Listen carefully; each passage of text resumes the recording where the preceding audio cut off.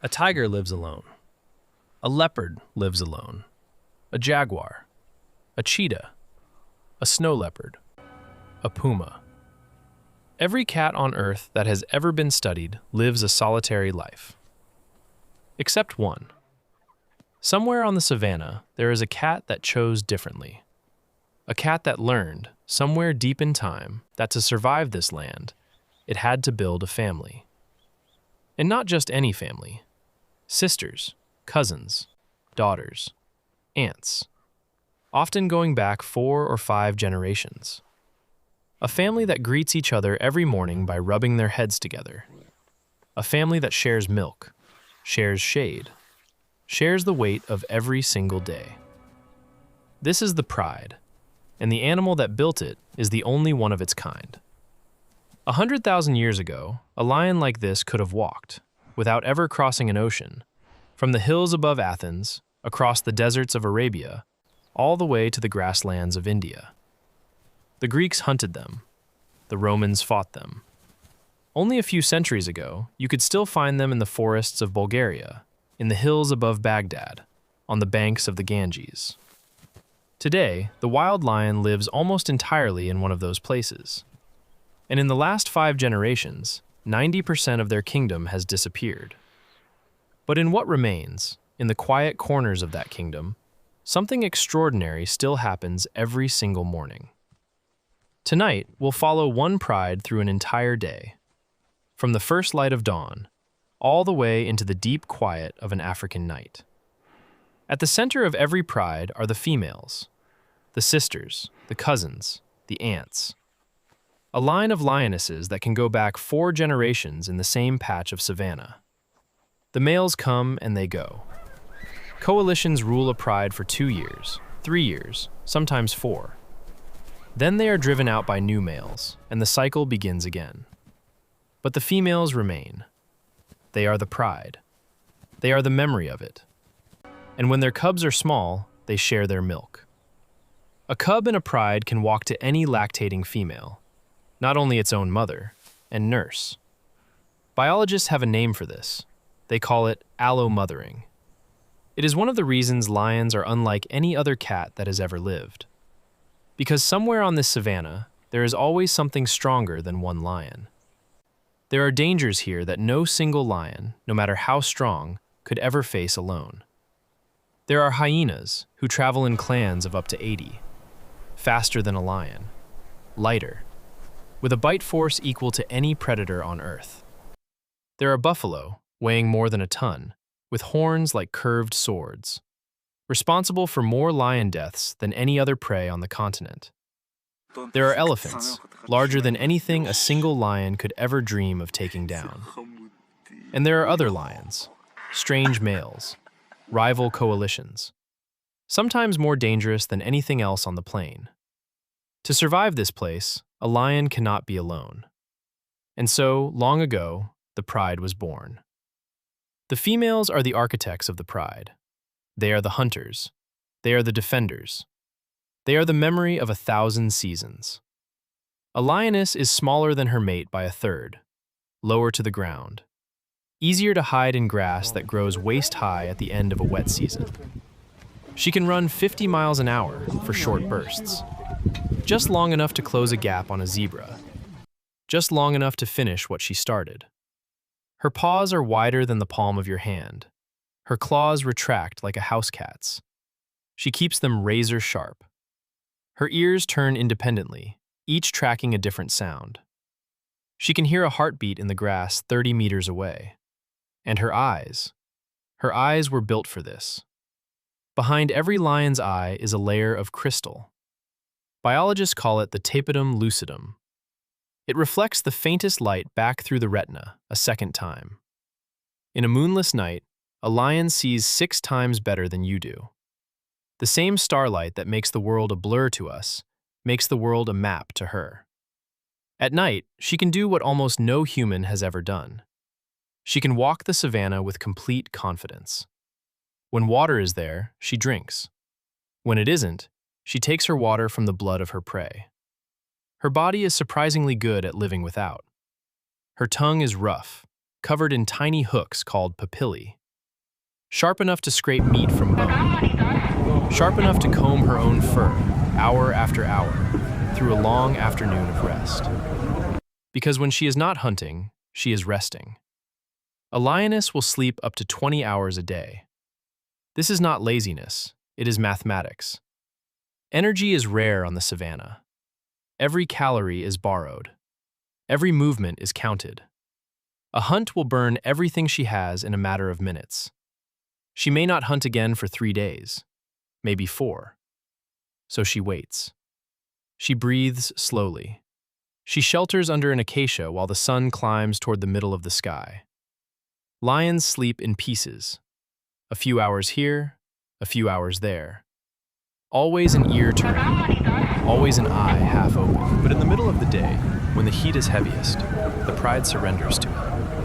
100 kilograms of muscle, folded into the grass, going nowhere. Now turn your attention to the edge of the pride, to the shape that does not look like the others. A male lion is a different animal, larger, heavier, slower, and marked, unmistakably, by the one thing no other cat in the world possesses: a mane. A mane is a signal. It says, I am old enough to be dangerous. I am strong enough to have survived. I am healthy enough to wear a halo of fur through the heat of an African afternoon. Lionesses prefer males with dark manes. Rival males avoid them. On the savanna, the mane is both a sword and a shield, worn at all times. A full-grown male can weigh 500 pounds, half again the weight of a female. And his voice, when he chooses to use it, is the most recognizable sound on the continent. A lion's roar can be heard 8 kilometers away. In the stillness before dawn, or at the end of an evening, it travels through the air like the edge of a drum. His roar is a statement of territory, a call to his brothers, a warning to any male who might try to take his place. Because in a pride, there is never just one male. There are always at least 2, usually brothers, sometimes cousins, always a coalition. Males born together, who stayed together, who became something the savanna has learned to fear. They left the pride they were born into around their 3rd year. For a long time after, they were nomads, walking the edges of territories, taking what they could find. Alone, a young male is nothing. Easy prey for the powers of the plain. But together, brothers, or half-brothers, or cousins who found each other on the road, together they become the most dangerous thing on the plain. Eventually, they find a pride that already has a coalition. They fight. They win. Or they die trying. When they win, the first thing they do is find the cubs of the males they just displaced, and they kill them. It is the darkest part of the life of a lion.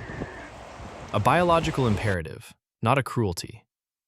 As long as a lioness is nursing another male's cubs, she will not be ready to conceive new ones. The lioness fights back. She hides her cubs. She moves them from den to den, sometimes for weeks. Sometimes she wins.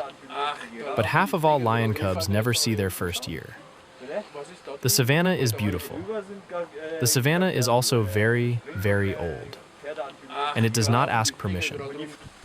A lion cub arrives in the world small, blind, and almost weightless. 3 pounds of spotted fur and closed eyes. For the first 8 weeks of her cubs' lives, the mother keeps them hidden. A thicket, a copia, a place only she knows. After a few days, their eyes open. The world arrives in soft, blurry shapes. After a few weeks, they begin to walk. When they are strong enough, she brings them home, to the creche, to the pride. They will grow up together, littermates and cousins, sometimes born within days of each other. A tangle of fur and tails and tumbling paws. And their play, from the very beginning, is their school. Every pounce is a future ambush. Every bite is a future kill. Every chase, a dress rehearsal for a hunt that may not come for another year. They stalk insects. They stalk leaves. They stalk the twitching tail of an older sister. Nothing on the savanna is safe from the attention of a lion cub. They play fight constantly, wrestling, swatting, pouncing from hiding. One cub will always be the ambusher. One will always be the prey. And then they switch. The lionesses watch. They do not interfere unless the play gets too rough. They have seen this before. They did it themselves, a lifetime ago. In this way, the most important hunter on the savanna is not born. She is built, lesson by lesson, game by game, over the course of 3 long years. And when she is old enough, she will walk out beside her mother for the very first time. And the work of the pride will continue. The hunt for a pride of lions begins when the sun begins to fall. The females rise one at a time. They stretch. They yawn. They move with a quiet you can almost hear. They walk in a loose line, the oldest in front, the youngest behind, taking in everything. Somewhere ahead, a herd of wildebeest is grazing in the fading light. A small group of zebra drinks at a waterhole. A buffalo, alone at the edge, ears turning slowly. The pride slows. Their bellies touch the ground. And without making a sound, the hunt begins to take shape. Each lioness finds her role. No lion speaks. No signal is given. But every member of the pride knows the plan. Some of them will be wings. They move wide, to the sides, cutting off the routes the prey will try to take. One will be the center. She will wait, completely still, for the wings to drive the prey toward her. The wildebeest do not know. They keep grazing. The grass rustles in the evening breeze. And then, everything breaks. The wings attack first. The herd scatters, in the exact direction the lionesses chose for them. 50 miles an hour, for 8 seconds. Just long enough. The center lioness closes the gap. One leap, one bite to the throat. One last, complete silence in the grass. And the whole pride gathers to the kill. The males arrive last, and eat first. It is the price of their protection, the unfair bargain of pride life. Then the lionesses, then the cubs. A lion can eat 30 pounds of meat in a single sitting, a quarter of her own body weight. Then she will not eat again, perhaps, for days. When they are done, they drink. They rest. The savanna grows quiet around them, and the sky, above the acacia, begins to fill with patient, circling shapes. Vultures. They have been watching this story since the moment it began. And out of the grass, another story begins to walk toward them. Hyenas, their oldest rivals. No 2 animals on this continent hate each other more. They kill each other's young. They steal each other's kills. They test each other every evening across the length of the plain. A single hyena is no match for a lion, but 40 of them, in a clan, can drive even a male from his meal. Tonight, the pride has the numbers. The hyenas circle, scream, and wait. They will come back tomorrow. While the females settle down to digest, the males begin their second job. They walk the edges of the territory. They mark trees. They leave scent. They announce themselves to the dark.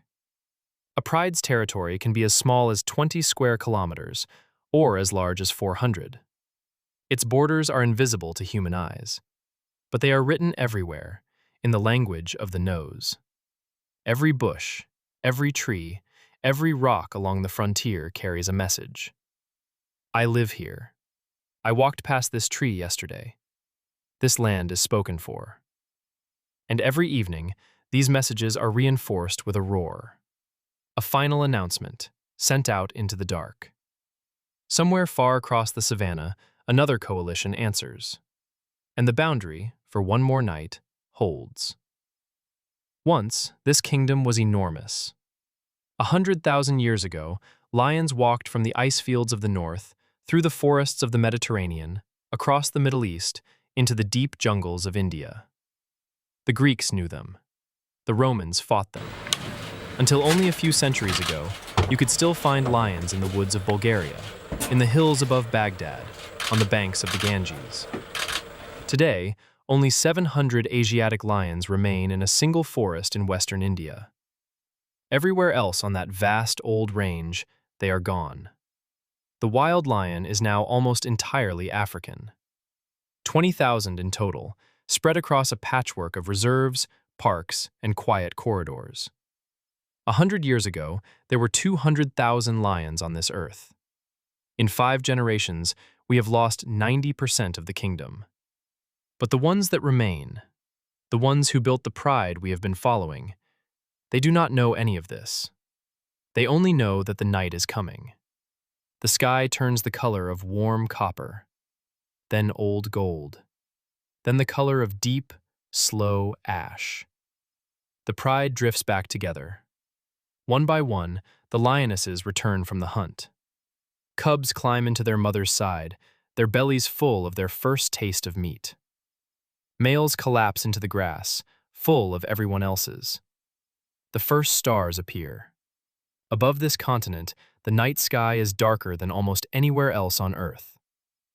The lioness does not know what the stars are, but she has looked up at them every night of her life. In the faintest starlight, she can see a gazelle against the grass. She can see the edge of the tree line. She can see her cubs breathing in and out. The pride curls into itself. Cubs between lionesses. Lionesses beside lionesses. Males at the outer edge. A lion sleeps up to 20 hours a day. Tonight, she may sleep for 15 of them. The savanna does not sleep. Somewhere, a hyena calls. Somewhere far to the west, a leopard coughs into the dark. But the pride hears these sounds the way you hear rain from inside a warm house. Far away, soft, no longer anything to be afraid of. The males are the last to sleep. They have patrolled the edges.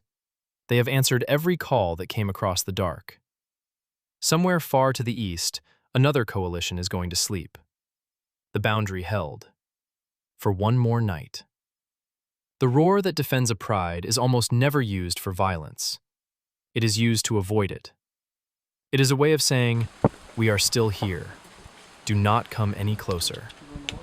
Most nights, the silence that follows is the silence of peace. The cubs curl into fur warmer than their own. They have been alive for 3 months, or 6 months, or 10. In a year, they will be hunters. In 2, they will be grown. In 3, the males among them will walk out onto the road of brothers and find out what kind of coalition they will become. For now, they only sleep. A few hours pass. The moon moves across the sky. Somewhere, a jackal cuts across a game trail. The stars begin to fade. The horizon softens. The first bird calls. A lion lifts her head. Her ears turn. And somewhere far across the grass, a roar. Familiar. Kin. She answers. A low rumble, almost too quiet to hear. The pride begins to stir. One head at a time. A kingdom that has shrunk, but not disappeared. A kingdom that is still the only place in the world where a cat has learned to be a family. This has been the life of a lion. A day, a pride, a pattern. Repeated across this savanna for 1,000,000 years. May it continue for 1,000,000 more. Sleep well. From the Sleepy Kingdom.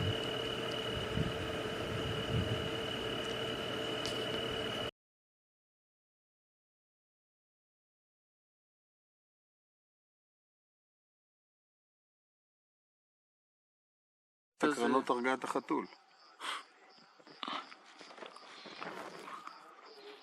אגב, אתם יודעים שאמא באה, נניח עכשיו היא חוזרת. במצב